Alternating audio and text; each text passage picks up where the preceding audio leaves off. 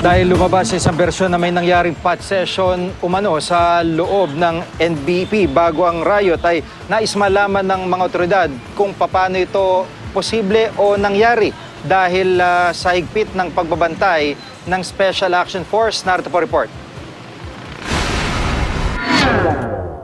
Ang napatay na si Tony Co, nasintensyahan ng reklusyon perpetua noong 2011 dahil sa kidnapping at carnapping. Reklusyon perpetua rin ang sintensya kina Peter Co at Vicente C na pareho namang nakakulong dahil sa droga. Lahat sila maliban kay Sebastian kasama sa Bilibid 19, mga high-profile inmate na inilipat sa NBI detention facility sa kainitan ng Bilibid drug raid noong 2014. Reklusyon perpetua rin ang sintensya kay Sebastian dahil sa kidnapping for ransom at carnapping. Sabi ng ilang inmate na tumestigo sa kamera kaugnay ng drug trade sa Bilibid, malakas umano kay nooy Justice Secretary Laila De Lima si Sebastian. Si Sebastian pa raw ang isa sa mga humihingi ng pera para kay De Lima. Sabi naman dati ni De Lima, nagsilbing asset ng gobyerno si Sebastian para sa Bilibid drug raid noong 2014. Kaya raw hindi isinama si Sebastian noon sa Bilibid 19 ay dahil baka patayin siya ng ibang drug lord. Kung totoong may pot session ngang naganap bago ang riot, ang tanong ngayon, paano na ipasok pa ang droga at patalim sa loob ng selda?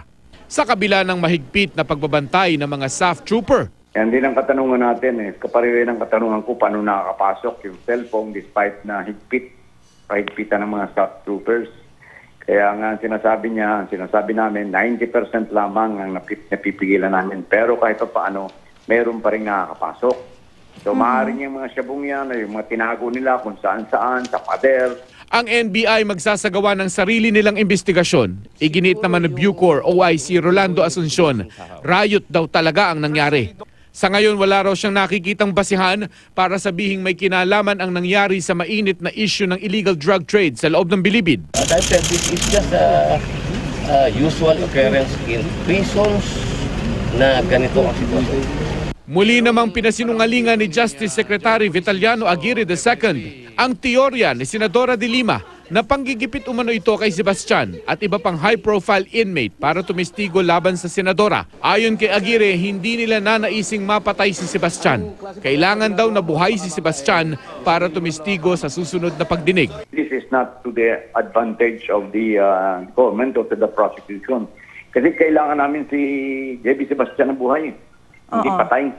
Sapagkat siya ang talagang testigong mapaglalapit o makapagsasabi ng direkta kung ano talaga ang relasyon nila ni Secretary De Lima. So hindi namin siya kailangan patay.